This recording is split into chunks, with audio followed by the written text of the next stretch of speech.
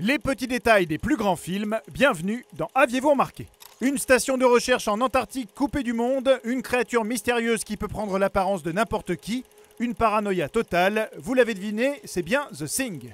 Quasiment 30 ans après la sortie du film culte de John Carpenter, c'est le réalisateur néerlandais Matthijs van Heiningen Jr., attention on ne va pas le prononcer une seconde fois, qui a la lourde tâche de faire revivre la légende. Couvrez-vous et surveillez vos arrières, c'est parti pour les petits secrets et détails du film, avec des spoilers bien entendu.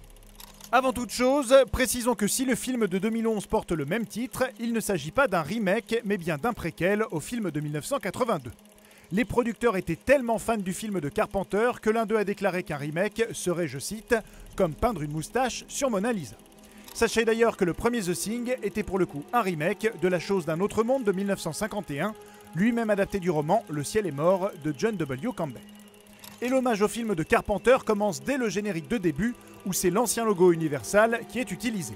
L'équipe du film a reproduit dans ses moindres détails le décor de la station norvégienne visitée par Macready, alias Kurt Russell. On peut même voir quelques clins d'œil au film de 82, comme cette hache qui se retrouve plantée là où Macready l'a retrouvée, le personnage de Colin qui est retrouvé mort dans la même position, ou encore cette horrible créature qui est celle que les Américains ramènent dans leur camp.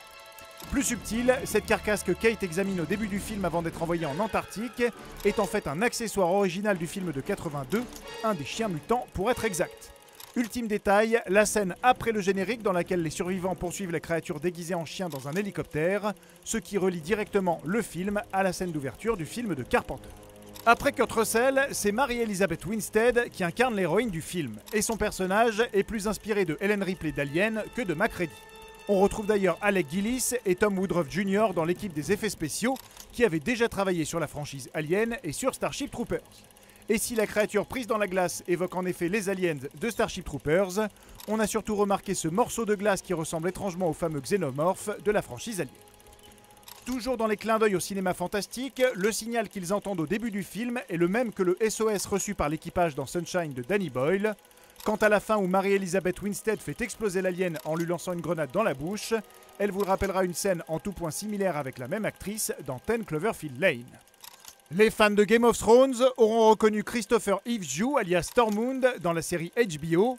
La chanson que Kate écoute dans ses écouteurs s'intitule Who Can It Be Now et ses paroles sur la paranoïa coïncident étrangement avec le film. Quant à la chanson que l'équipe chante en chœur, c'était la chanson de la Norvège à l'Eurovision de 1980 et par respect pour cette langue, on n'essaiera pas de prononcer son titre. Enfin, ce film nous apprend que la chose ne peut que reproduire de la matière organique et donc pas d'implants, de bijoux ou de vêtements. C'est par son absence de boucle d'oreille que Kate parvient ainsi à identifier la créature à la fin du film. Eh bien, bonne nouvelle, ça nous permet de résoudre le mystère final du film original. Macready, Twice et Childs, sans savoir s'il s'agissait de la créature ou non.